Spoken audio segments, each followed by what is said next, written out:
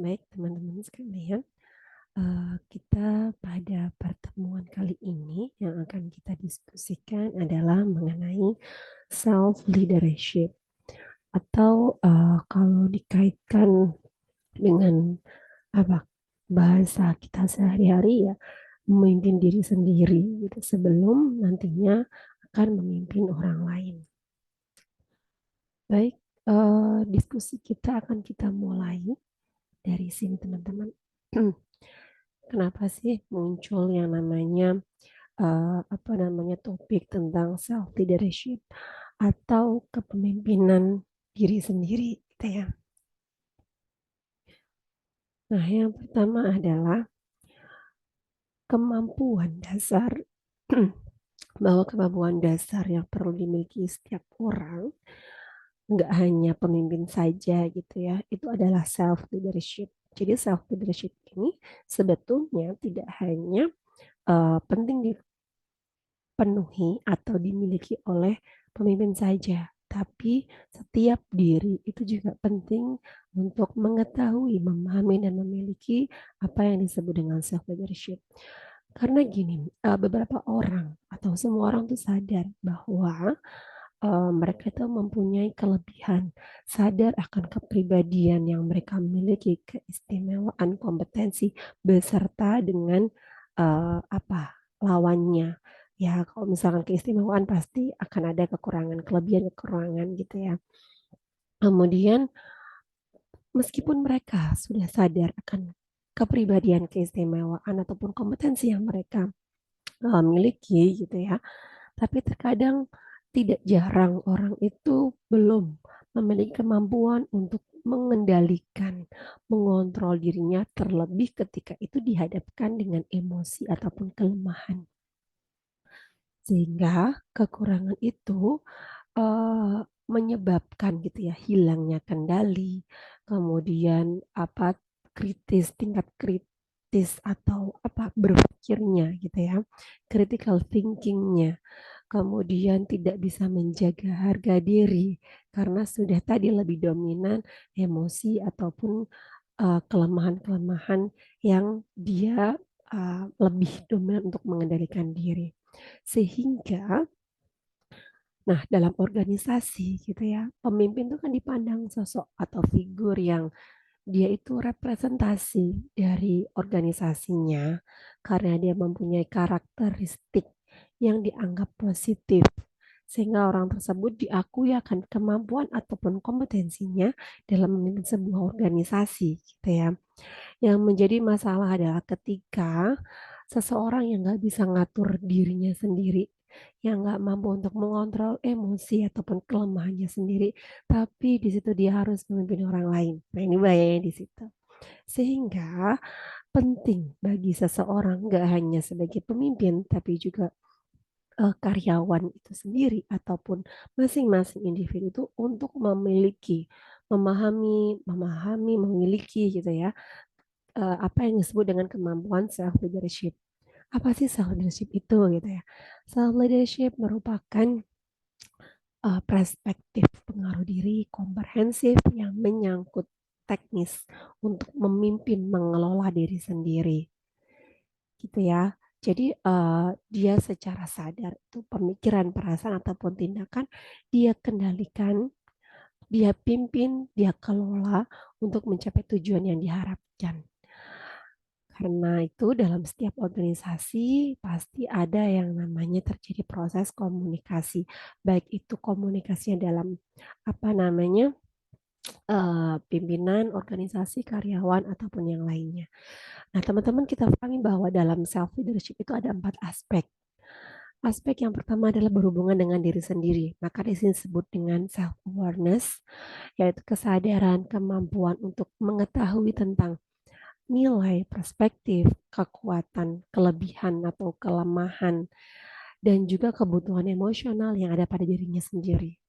Sehingga ketika self awareness itu sudah diketahui, sudah miliki, maka yang berikutnya adalah self management, yaitu kemampuan untuk mengontrol, untuk memanage, memanfaatkan tadi kemampuannya, apa kelebihannya, kelemahannya, emosinya gitu ya, yang digunakan untuk mengambil sebuah keputusan.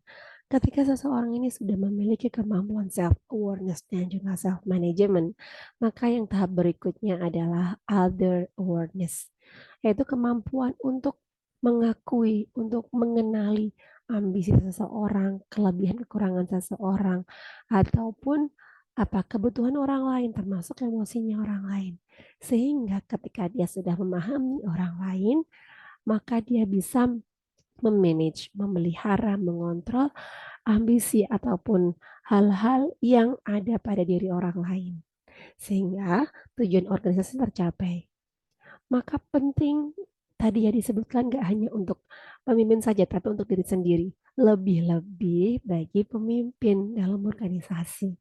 Kalau dirinya sudah bisa melakukan self awareness sama self management, tahu tentang kebutuhan dirinya sendiri, kemudian mampu untuk mengelola, maka dia juga yang berikutnya, tahapan berikutnya adalah dia mampu untuk mengenali, memahami kebutuhan orang lain sehingga juga bisa di-manage, dimanfaatkan agar tujuan organisasi ini tercapai. Ini levelnya udah pemimpin kalau ini ya, karena dia sudah bisa mengakui, memahami, dan juga mengelola kebutuhan orang lain. Nah, kira-kira nanti siklusnya akan seperti ini ya teman-teman ya. Self awareness itu yang terlebih dahulu, kemudian diikuti atau setelah itu tahapannya adalah self management. Ketika dia sudah bisa mempunyai dua hal ini, dua aspek ini, maka berikutnya seorang pemimpin harus punya namanya apa awareness, other awareness. Awareness itu apa sih? Kesadaran terhadap orang lain, kebutuhan orang lain. Baru kemudian ada other management, yaitu kemampuan untuk mengelola kebutuhan orang lain. Nah, sehingga pemimpin harus mulai nih cari tahu gitu ya, apa yang pengen dia lakukan agar organisasi tujuannya itu tercapai. Apa yang menjadi passionnya, kelebihannya apa. Jadi pemimpin itu digali dulu. Dia menggali tentang hal-hal yang ada pada dirinya sendiri, baru kemudian dia bisa apa namanya mengenali diri orang lain, anggota organisasinya untuk memanage, memanfaatkan, memberdayakan sehingga tujuan organisasi tercapai, gitu kan? Yang sering terjadi apa? Ketika nggak punya namanya self leadership, ketika ada masalah, ketika ada hal-hal yang memancing, memicu gitu ya, emosi itu langsung memuncak gitu ya, sehingga perlu dicek uh, tentang self leadershipnya ini. Makanya pentingnya dalam organisasi. Kemudian, nah gimana sih caranya meningkatkan atau memunculkan kemudian mengembangkan bahkan meningkatkan self awareness ini? Maka bentuk tujuan hidup dan karir yang jelas ini bagi pimpinan ya. Kemudian memiliki ambisi untuk meraih sukses dengan resiko yang masih wajar. Nah, ini yang gak kalah penting, sediakan waktu untuk refleksi dan introspeksi. Karena terkadang kita itu apa agak pelit gitu ya untuk melakukan refleksi diri dan introspeksi. Padahal itu penting gitu ya untuk apa namanya meningkatkan self leadership, untuk mengenali diri sendiri, apalagi mengenali orang, mengatur diri sendiri, apalagi mengenali orang. Ini self leadership sangat penting. Sehingga dalam beberapa penelitian gitu ya di hasil riset mengatakan bahwa ketika apa namanya self leadership ini ternyata punya pengaruh besar pengaruhnya terhadap work engagement. Kalau self leadership berarti kan kemampuan apa memimpin diri sendiri gitu ya, kepemimpinan diri sendiri, ngatur diri sendiri. Ini besar pengaruhnya terhadap work engagement. Apa work engagement? Keterikatan, keterikatan terhadap organisasi ataupun perusahaan, khususnya untuk generasi milenial. Jadi ketika dia self leadership-nya itu tinggi, maka besar kemungkinan itu juga mereka mempunyai work engagement yang tinggi juga. Gitu. Kemudian penelitian lain juga menyebutkan di sini bahwa meningkatnya self leadership dalam diri karyawan itu akan menjadikan dirinya lebih cakap, lebih visioner, bertanggung jawab, serta dia memberikan berkomitmen untuk memberikan kontribusi lebih terhadap organisasi atau perusahaan, yaitu work engagement-nya, keterikatan terhadap kerja itu semakin tinggi.